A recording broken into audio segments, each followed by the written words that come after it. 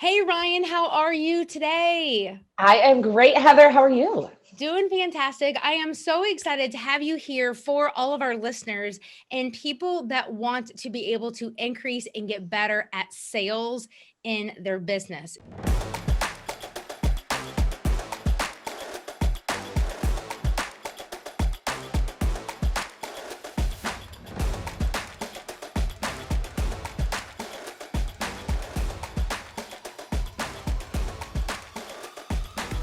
As we kind of dive into this conversation, this just struck me before our call. So I just wanted to ask you at the top of this conversation. You've got all this experience working in corporate America. And so Mhm. I know you came home. It wasn't the pandemic that brought you home. You had already started your business, but just someone who has had that corporate atmosphere, 15 years, all that experience, like out of the home, out of the office. How does that feel for you to have created this business? You're at home in your home office environment, building your team. What does that feel like for you, just from like the flexibility and the difference of location perspective? Oh, I love it. I mean, it's amazing. I have Heather so many like pinch me days. Like, is this my life? Type of moments. I cheat a little bit because I worked remote for many years. So I traveled and trained sales orgs. So working from a home office is not foreign to me, but being in control of my time as to how that time is spent is new Mm. to me. So it's really, really incredible having the flexibility, like even small things. The day we're recording this, my little has gymnastics tonight, right? And in the past, it would have been like, oh, well, who's going to rush home from work and get him there and now it's like, no, we just end our day early on Thursday and we go to gymnastics. And to me, that's just, it's incredible and it's fun. And like I said, I have more pinch me moments that I sometimes feel like I deserve. Yeah, I love that. The whole like, the financial benefits that come from kind of running your own company, but that flexibility and time freedom is truly priceless, really Mhm. priceless. It really is. So I want to just kind of kick this off and just go straight for it because, like, I do social media marketing, I do Mhm. business, and I know that a lot of your expertise is on sales. So Mhm. I thought, what a great way to kick off this conversation and lean into just that conversation of, Ryan, what in your mindset is really the difference between sales and marketing? Because that's a really big deal that I don't think a lot of business owners and leaders really just think about that from that level and then what that looks like to execute. Yeah, absolutely. So to me, the biggest difference, Heather, and I love this question, between sales and marketing is about visibility. It's about lead generation. It's about the brand and drawing people in, Hmm. right? Sales is about converting those people to paying customers. And to me, that's the difference. Like marketing is the megaphone, right? We stand here with our megaphone and we tell everybody all the cool things that we do, and we tell stories and we connect and we serve and we get people to be like, oh my gosh, that person's so amazing, I want to learn more about them, or want to learn more about that company, or I love what that company stands for. Sales is how we take that person from follower on social media to paying client. That's so good. And I think that's so important because even when I'm focusing on social media or the tactics or the how to's, I'm always saying your social media can be fantastic and you may like look great and you may have social proof and all these things. But a part of that process is guiding someone to somewhere else. Is it a phone call? Is it a webinar? Is it a challenge? Is it a conversation? Is it you just verbally saying, this is what I do? And we've got opportunities where we can discuss this with someone and really to be able to just keep escalating that conversation to where you can truly like take the lead as a business owner and make that opportunity available to where someone knows how they could come along to work with you. So why don't we talk for just a few moments of really like that sales mindset? I Mhm. know that you work specifically a lot of the time with women and you're dealing all the times with maybe mindsets. So maybe if you could share just some top, whether you look at it from the approach of like, here's some top things to do to improve and have a better sales mindset as a CEO and as a business owner. Yeah, I love that. And it's so true. So the first thing, Heather, that I like to do is just totally reframe selling, Mm, because we think selling is something we do to someone. And I view selling as a conversation where we help someone. So I'm not doing, like when I'm selling, I'm not doing anything to you, right? I'm not twisting your arm. I'm not manipulating you. I'm saying, oh, Heather, you have a problem? I can help you with that. Here's how much it will cost for me to do that. And that's it. And so when we take that, like, oh, like I talk to women all the time, business owners all the time, who think that like sales is this big event and it's something we want to hide and something we want to hide behind. And we don't want, I always have people like, well, I don't want people to feel like I'm selling something to them. I'm like, but you are. You would like to eat today. You're selling something to them. So that's the biggest thing, is really kind of understanding that. The second thing is I like to think of like totally reframing selling is helping or selling is serving. Because Yes. most CEOs, most business owners, most small business owners, their heart is in the work that they do. Their heart is in the service. But the only way that we get to serve is if we sell. And I like to even flip that on its head and say, if with the problem that you solve in your business, whoever, whatever it is you do, whether it's a big problem or a small problem, don't care, that people in the world will continue to suffer, and I'm using air quotes, if you don't sell that to them. If you don't sell it to them, if they have a problem with social media, right, they will continue to suffer if you don't sell them your social media services. If they have a problem with, if you do lawn care services and they have a problem with their lawn and their lawn is overgrown and they don't like the way it looks, and every time they pull in their driveway, they're embarrassed, right? Like, you can end that suffering by selling them your service. So for me, I always like to think of selling as helping and selling as serving. And it is our duty. God put it on our hearts to start businesses, right? We're doing this intentionally. And it is our duty as stewards of the skill sets we have to go solve problems for people. And to me, that's all selling is solving problems and getting paid for it.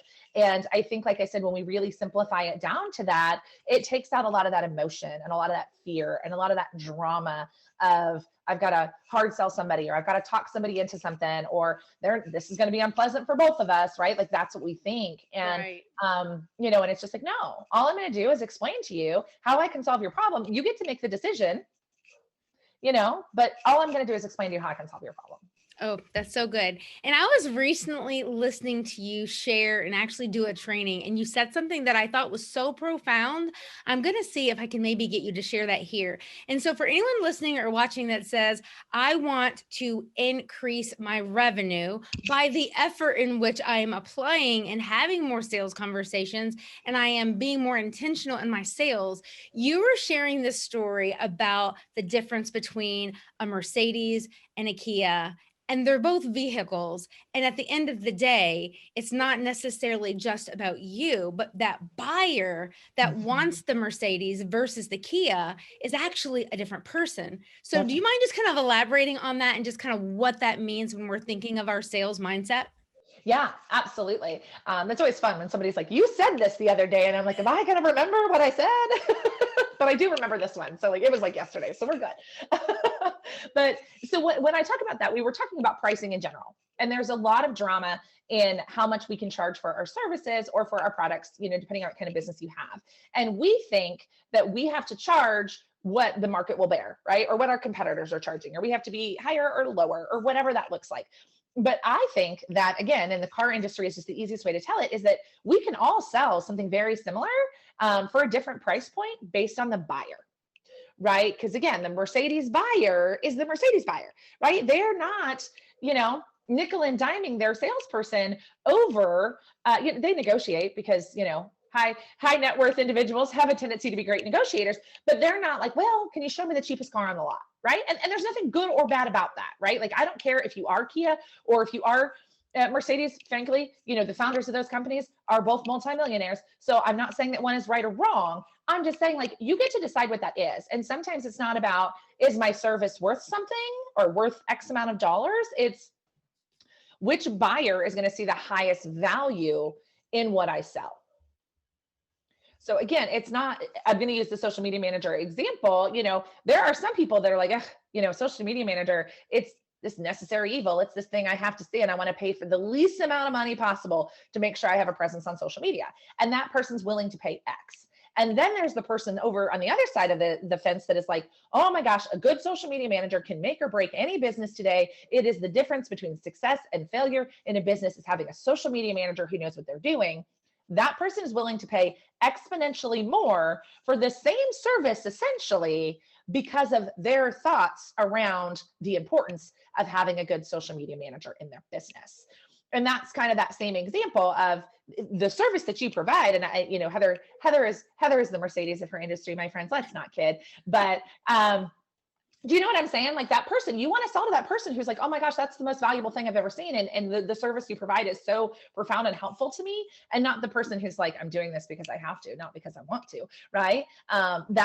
Creates a huge different customer experience, but also a different sales experience. Well, Ryann, you just said 4 magic words that I just want to remind everybody of, and Ryann gets credit because Ryann said it. Ryann just said, you get to decide.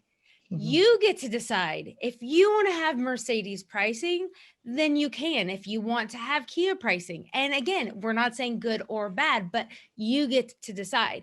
And I know I see too many business owners that are out there and they are trying outwardly, everything that they're doing in their marketing is as if they are wanting to be the next Walmart. But they in their head or behind closed doors are telling me they want to be the Mercedes. And I'm like, there's a disconnect here. You're wanting to attract this particular type of client, but you are showing up on social media in the exact opposite approach. So I love that you said that you all as the business owners, we get to decide. And then once you get clear on that, it makes the process of showing up to do that sales piece, I think, even easier. And I believe it does an even better service to our audience because it's just really clear on how we can help them. Yep. 1,000%. Something I wanted to definitely make sure I included in our conversation, because I know you are doing so many fantastic things to help women. So I just want to just ask you, why, Ryann, why are you passionate about teaching women sales?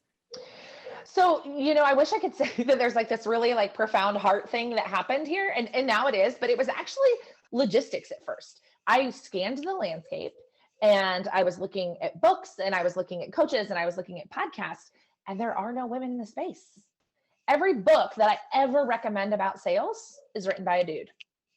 All of your big sales podcasts led by men. All of your big sales YouTube channels led by men. And not that there's anything wrong with that. Like, I'm not mad about it at all. But as a woman and as women in business that I serve, sometimes we don't relate to that sales style. The way that men approach sales and selling is very different because we're wired differently, right? God wired us differently as our male counterparts, and we are wired differently. And because of that, we approach sales differently. So what is happening is, as a man is explaining sales to women, she's only taking in half of it, because half of it, she's like, I would never say that. I would never do that. That's too much for me. That's not my style. There's not enough coming at her that she's actually getting what she needs. So for me, I was like, how do we put a female spin on this where we allow women to lean into what they're really good at, right? Which is typically connection and emotion and empathy, is what we are really good at as women. Why don't we teach it in that way? Instead of trying to say the only way to be successful in sales is come over this way, right? And do it this way, that doesn't feel in alignment at all with who we are. And let's go over here and do it this way. And that is kind of what, because I, like I said, I kept seeing these women suffering, and I'm like, why? Like, their ideas are good, they're brilliant, they're well networked, right? But because the sales tactics are being taught to them in a very masculine way, they aren't connecting with it, and they aren't getting what they need. So I wanted to create that female face and that female voice for women in business to be able to say, no, you can sell, you can be really good at selling without ever being, super aggressive or using just really masculine energy that doesn't feel in alignment with who you are. That's so cool. I love that. Great answer. And I love that I got a chance to ask you that. So Ryann, I want to ask, I've got a question, and I just want you to, if you think of like over the last 18 months, as you have continued to scale and grow and build your own company, your own team, what maybe one or two just top maybe shifts in your own mindset do you feel that you've made that have allowed for you to just continually to grow and evolve, just really as a business leader? Great question. So the two biggest mindset shifts, one is team. I was very anti-team. I was a leader in the corporate world, and I would tell you point blank, I don't think I was a good leader at all, because I never really understood it. And I felt like managing people was like herding cats, and I wanted to be responsible for myself. I was like, I don't want these other people to be responsible for how much money I put in my bank account. And as a sales leader, that's what I did. And so when I started my company, I was like, we're keeping this as lean as possible. Like, I got this. And I had to make that major mindset shift of, I will continue to be the bottleneck in my business if I insist on being the only person who does our sales, the only person who does our marketing, the only person who does our fulfillment, the only person who, looks into our finances and wears, those types of tasks. And so really having to understand that, like, to grow, to make a little bit of cash, you can do that as standalone, right? As a solopreneur, maybe with a VA, but to build a company that you are proud of, that allows you to actually like go on vacation, which is one of my love languages, for the record. Amen. Amen. Then you cannot do it alone. So, and I had to totally like revamp my opinion of that, revamp my thoughts about myself as a leader, and be like, well, I have no choice now but to be a good leader. Like, I am it, So I've really, like, all of that has been a major evolution for me. Those are great. And those are so profound. And we're all evolving, right? We're all growing, we're all learning. But I just love just being able to ask people just like those real raw questions, like, and those changes. Again, you then, the old Ryann, or the earlier version of Ryann, was like, I got this, I'm good, I want lean. And for then in that time, that may have been great. But when you do shift, or you do open your mindset to the possibilities, really awesome things can be in store. So as we kind of get ready to wrap up, Ryann, I want to just ask you, as a Christian, how does your faith impact how you choose to show up and honestly just be a leader? Like, how does it impact your business model? Absolutely. So it's really interesting. I won't tell a long story, but there's a story. Like, my business, I got the idea was planted in, I want to say July of 2017 is when it like even crossed my mind to start a business. And my husband and I found like our church home that we now love, that we now, we're members of the church. We both serve in the church. We're in a small group in September of 2017. Okay. And I think that there is no coincidence at all that like my life has totally changed in those 3 years. Business, relationships, I added another kid, all sorts of shenanigans. I started 2 businesses, like all of that. So to me, like it is so intertwined, Heather, that I don't know if I can answer the question, right? Because I think it's my walk with, God. Consistent walk with God is literally in line with the growth of my business. And so to me, like, and it's really scary to say that too, as a feeling like sometimes I still feel like a newer Christian. I know it's been like 3 years, but I still feel new. I'm using air quotes again, to it. And so sometimes I'm like, I don't know how to share this or how to say this. But that is very much like, to me, they are synonymous. I love that. And everyone's got a different answer, and we all have a different journey, and we all have different customers that we serve. So your answer is perfect. And so I love it. And I just really appreciate you just sharing that. I want people to easily be able to come find you and to know where you hang out on social media, because, social media is my thing, but where is a place that they could come to learn more about you? And please make sure that you tell them about your podcast too. Yes, absolutely. So on Instagram, we are on Instagram at Uncensored Sales. We're having a lot of fun over there. There's a lot of really great content and conversations happening. I have a Facebook group for female entrepreneurs. So it's Ambitious Women Entrepreneurs Mastering Sales Skills. Yes, it is a mouthful. That's a great place to come hang out with us. And then the podcast is the Uncensored Sales Podcast with Ryann Dowdy. I wind up talking a lot of mindset on the podcast. We do a lot of how-to in the Facebook group, but I really kind of tackle the mindset of starting a business and the identity shift of going from employee to CEO a lot, because that's a lot of the women I serve are coming out of a corporate job, just like myself, very similar story. So, but it's a lot of fun. We have fun. That's so cool. And I want to just let you guys know, I had no idea. I didn't know Ryann existed on planet Earth prior to about 6 or 7 months ago. And I just want to tell you, I have been delighted with just her personality, her content. And so I am in all seriousness saying you guys would be doing yourselves a great favor to go check out her podcast, start listening, subscribe, because she has fantastic content. She knows what she's talking about. She's got street cred, and she she's just really a delightful person. I'm so happy that our paths have crossed, and I'm so excited just to continue to get to know you better, Ryann. Yes. Oh, that was so kind. Thank you. I'm excited as well. Yeah, absolutely. Guys, we're going to have in our show notes all the links to her podcast, the links to her Instagram, her Facebook group, all the things.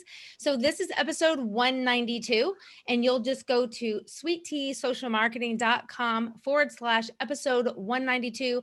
Or, of course, feel free to listen on any of your favorite podcast apps. And in the show notes, even right there on your phone, you can access all of this so you can easily make sure that you go and connect with Ryann. So with that being said, we are going to end our episode like we end every single show. We've got 5 rapid fire questions that you do not need to rehearse. You just say the very first thought that comes to your mind. Are you ready? I'm ready. Okay. Beach or mountains?